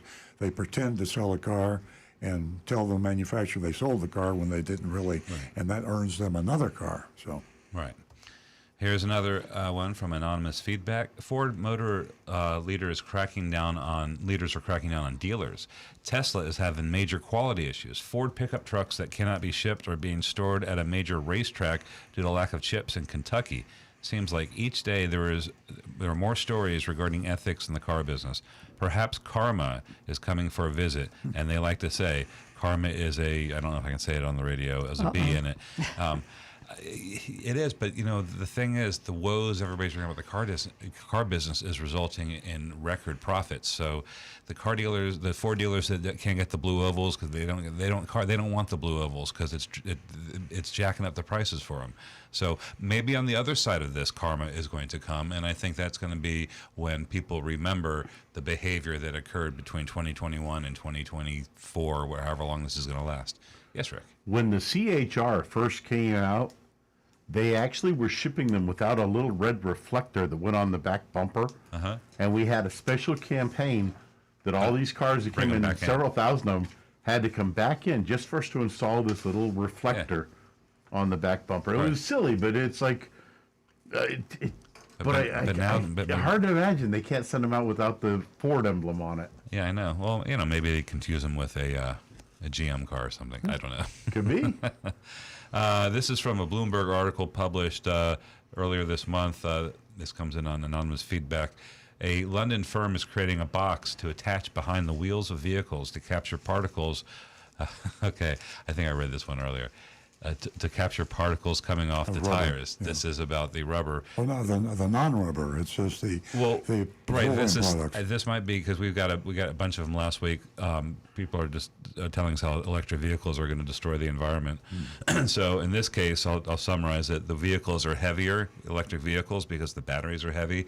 So there is more rubber particles coming off the tires into the atmosphere. It's not actually rubber. Or whatever it is. I learned is I think very little rubber is using. They're petrochemicals. Yeah, petrochemicals are what tires are mainly made of. Absolutely. I thought they were mainly rubber, but they're not. And to Stu's comment, ladies and gentlemen, knowledge. We're talking about the environment. We're talking about electric vehicles. Whether anyone likes it or not, they're here, and it's now, and it's going to get bigger than ever. And if you haven't read anything from Consumer Report, from the automotive news, they talk about California. They talk about the heat wave. They talk about the meltdown and what caused the power to just disappear. So take a look at all that. Consumer Report. It'll straighten out your head. Got another quick text from Anne-Marie. Wanted to make a correction. It was I read that wrong. It was a Dodge dealer that messed up and sold the truck, the Ford, and it was the Ford dealer that got the mistake. So I apologize to the Ford Corporation. No problem. Boy. And the dealer. Okay, we're going to go to the Mystery Shopping Report. Certainly has been an exciting show, and I hope all of you were taking notes and that you'll, take our lead. Your voice must be heard. Don't let anyone silence you. Your opinion is very, very important, and hopefully it will get to Ashley Moody. Hopefully it will get to Governor DeSantis. There are so many people here that can help this shenanigans stop. We're going to go to the Mystery Shopping Report of Wallace Kia, And we're hoping that you will vote on this mystery shop at 772-497-6530. Your vote is important. Is it possible we've never mystery shopped Wallace Kia in Stewart? I can't believe it either. It's hard to believe given the number of times we've shopped Wallace dealerships over the years. Stu, check the archives. No Wallace Kia mystery shop. Unbelievable. I think it's because the Bev Smith Kia in Fort Pierce north of them makes so much noise. They do a whole lot of advertising and they kind of drown out the fact that Wallace Kia has a store in Stewart, Florida. They shine so brightly you can't even see Wallace Kia. Yeah, Frank Hernandez, TV star. Gonzalez, Frank Gonzalez. Yeah. Well, barring a filing error, this may be the first time we've ever mystery shopped Wallace Kia, so it's kind of extraordinary that Agent Lightning picked them as the target, because Stu said, pick one in Stewart. She was driving north, and she picked Wallace Kia. Until this week, we thought we'd hit the Wallace dealerships, and in recent years, we've documented a downslide in the mystery shop grades. The last shop we did, and these are in the Wallace dealerships, we had one that was perfect almost. I think we gave somebody an A, one of his used car lots. Yeah, the easy pay. Or something like that. The last shop we did back in February of the year shined a light on one of the bigger premiums over MSRP, which was $16,300. Which dealership was that? That was Wallace Volkswagen. Volkswagen, yeah. Well, that is a big one. $16,300 over MSRP. Prior to the inventory crunch, we investigated some questionable direct mail offers from Wallace Volkswagen, just more evidence of what appears to be a broader and longer pattern of ethical decay. At Wallace Cadillac, we discovered addendum with Nitrofill and Auto Butler. At Wallace Chrysler Dodge Jeep Ram. Why Dodge Cram Jeep Jam. I know. Why do they do That's that? what I want to say. They got to come. What they do? Stellantis. Isn't that what it is now? Yeah, it's called Stellantis. No, Wallace Stellantis. Yeah. Is that Pig Latin? The add-ons include the same pinstripes and a Wallace protection package. But if you go back 3 or 4 years, the shops are much better, mild and pleasant. We don't know why things change. We've only been able to speculate about things like changeovers in management or Bill Wallace being spread too thin. Bill Wallace is about my age. He's probably hanging it up. He's probably relaxed, and he loves to fish. And, you can't go with a name on a dealership. I mean, just because it's Schumacher or Wallace or Earl Stewart, for that matter, they have people with names on them, or dealerships with names on them, where the people are dead. So, just because a guy had a reputation, and I say this, Bill Wallace, I've known him for years. He's an honorable guy. He's a moral guy. And if his dealerships aren't doing right, it's because either he's not around or he's retired and he doesn't know what's going on. Let's see here. Okay. But if you go back 3 or 4 years, I did that too. The hope we had this week was that we would find the good Wallace dealership, one that made it through the last few crazy years. That would really be an accomplishment. Spared from the temptations that almost all other car dealers have succumbed to. Okay, here's a report on Agent Lightning speaking in the first person. I was greeted by an older salesman named Michael. As soon as I exited my car, he shook my hand, led me inside, out of the heat. We sat at a table and Michael began a round of questioning. The usual stuff, name, rank, serial number. He wrote all of my answers down. I told him I was interested in a Kia Forte. Forte. Yeah. Kia Forte.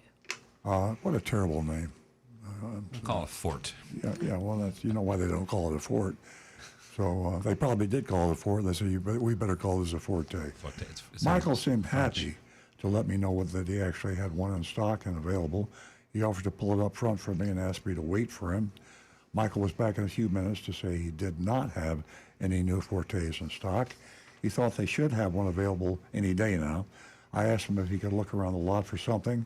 Michael told me they have their way of doing things here, and the dealership frowned on customers wandering around the lot.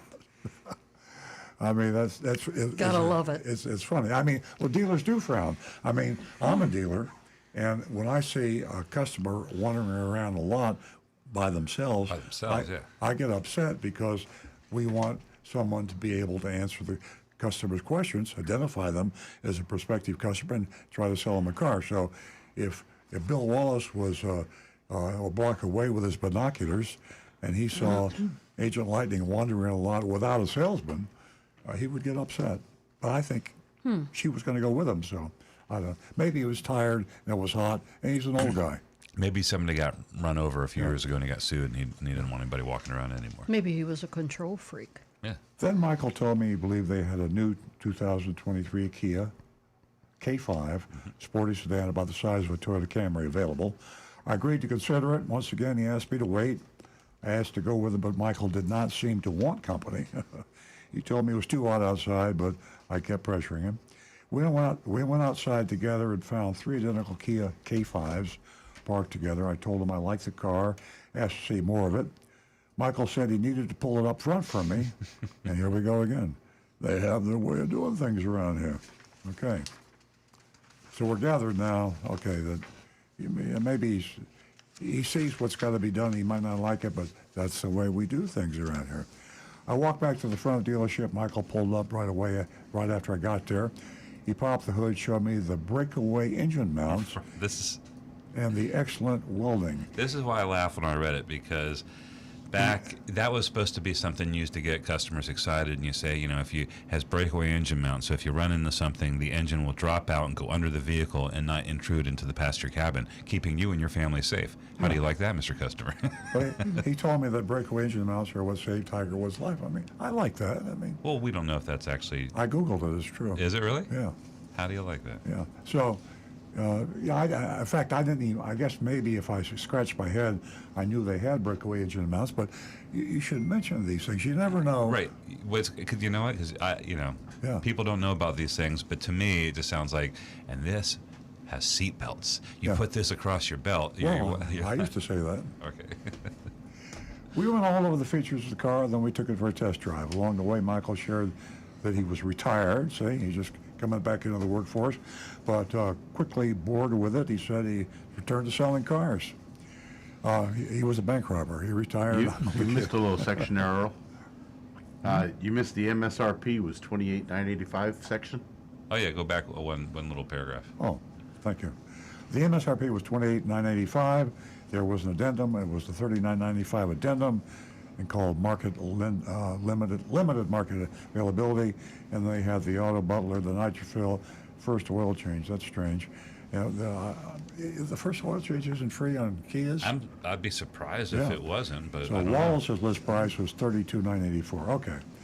Okay. We came back to the dealership, went inside, found the same table. I asked for a pricing breakdown. He printed a purchase agreement. They came in to handwrite the figures. Michael wrote the MSRP incorrectly, $29,895, and I corrected him. He asked if I was sure, and I tried to show him the picture I took. He wouldn't look.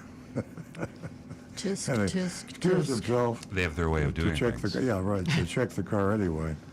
And I saw Michael walk back inside and head over to the counter where all the sales managers were. Then he headed back my way. He sat down and informed me he had asked his manager if he could go ahead and split the market adjustment with me, and the boss approved. She didn't even ask. Maybe she wanted to pay the whole thing. Yeah, right, yeah.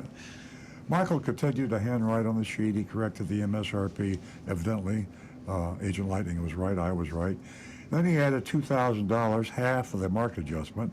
Then he wrote, plus taxes and fees. Then he wrote $849. I asked him if I could get something printed out that detailed the things I would be paying for him. He said, no, this is how they do it here.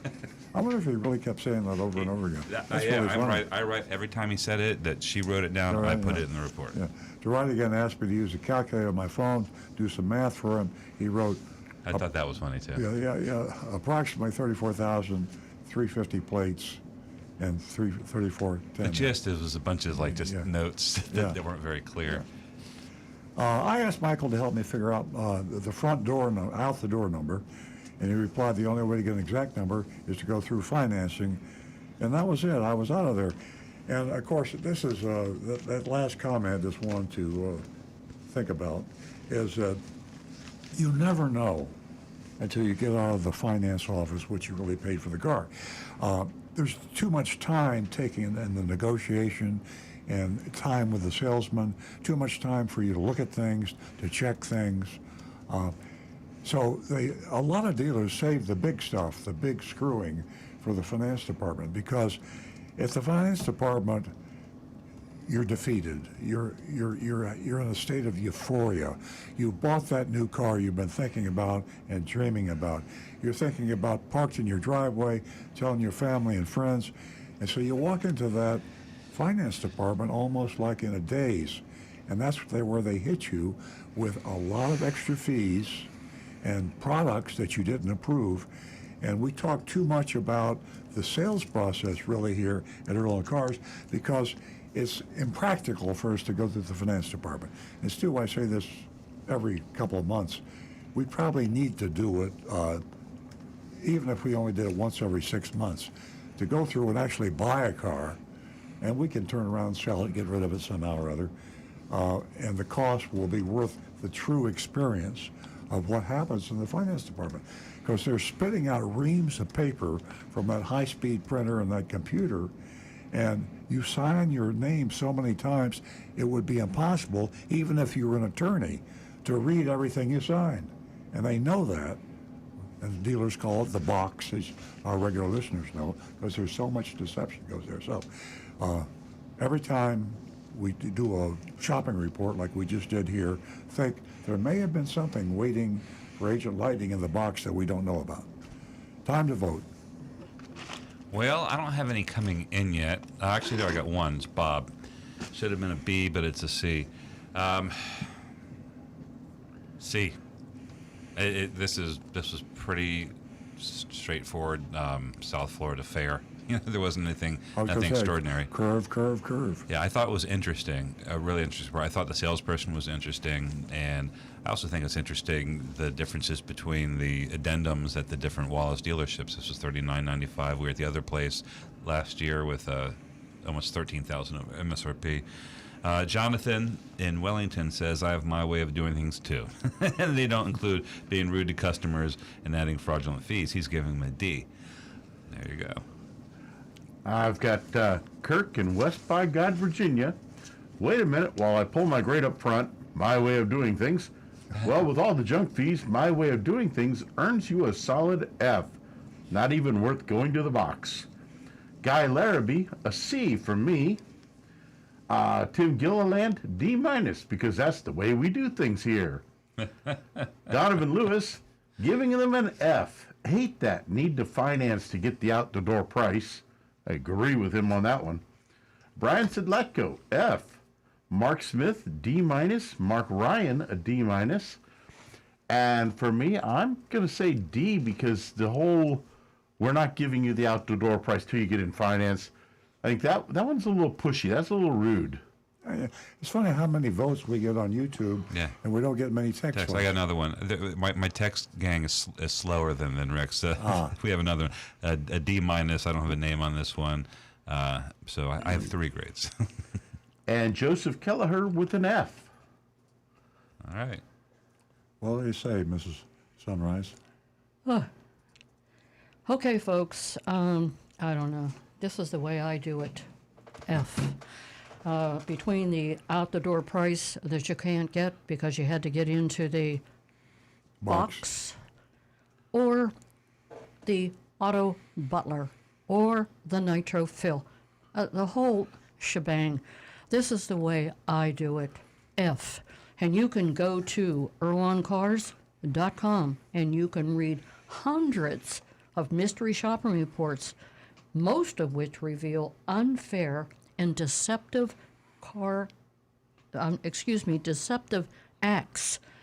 deceptive acts or practices on car dealers. Anyway. One last one from Ron That's it. Siegel says, I just don't understand why people just don't get up and walk out whenever these addendums and add-ons come up. If they would do it all, if they would all do it, the practices would cease. Yeah. Well, this is true, and Nancy makes the point. Why don't you complain to the Attorney General's office and We all say you should complain to your local state senators and the Federal Trade Commission, but the Federal Trade Commission won't do anything. By the way, just for your edification, the Florida Automobile Dealers Association is going after that FTC regulations that they're trying to put in big time. They're lobbying in Tallahassee now to prevent the Federal Trade Commission from having anything to say, and it's like a Sedition. huge effort going on. So we're getting close on time. Yeah, you got to vote. Huh? You have to vote. Oh, I'm gonna go with a C. Okay. I'm gonna say that's an average report. I want to say one thing about Michael, the salesperson. Remember, when you go to these dealerships, here's a guy. For all I know, he's an okay guy, and maybe he needed the money. He said he got bored, but maybe he was bored and also needed the money. And you go to a week for a car dealership, and they tell you if you do exactly what I say, you can make $10,000 a month. But you have to do exactly what I say. And some of this is people that need money, working hard to feed their families, following orders, kind of like a Nuremberg thing. Nuremberg defense, yeah. Yeah. Well, I noticed that some of his behavior, like insisting on bringing the car up, is that they do that because so the manager can see that you're doing a demonstration. So that's for control of the customer. Yeah. So the managers were in view of it, and so that's the reason he had to make her walk so his manager would see he was following the rules. So you're absolutely right. Yeah. That's what you do. Control, arrogance, and Michael is the old school.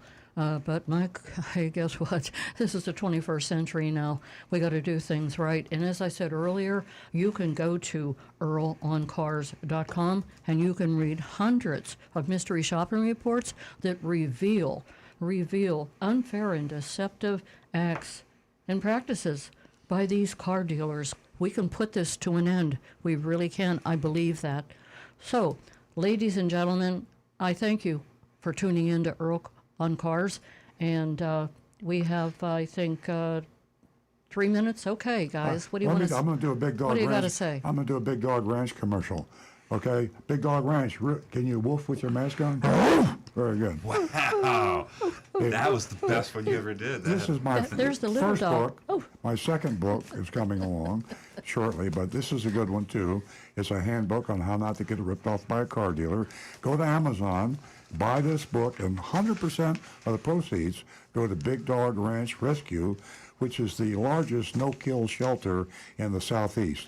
We have hundreds of dogs out there, and we vaccinate them. We deworm them. We have a vet, a full-time vet. We even have a maternity ward, and pregnant dogs that come in, we take the puppies and we find homes for the puppies and the mothers. And it's right out Okeechobee Road in Loxahatchee, but it's huge. We're also opening a new facility in South Carolina. So consider adopting a dog. Or fostering a dog. And if you don't adopt the dog, you can buy the book, and the money that you would have paid for the book, well, you still pay it, but it goes to Big Dog Ranch, not to me. I get zero on this. Confessions of a Recovering Car Dealer. Yeah, what do you think? Fostering a dog? Would you consider? Yeah, we talk about it all the time. Yeah, most people don't know.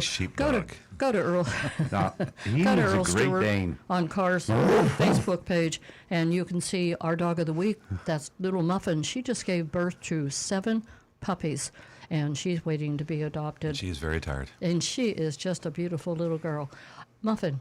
Okay, folks, again, thank you for tuning in. We'll be right back here next week, 8 a.m.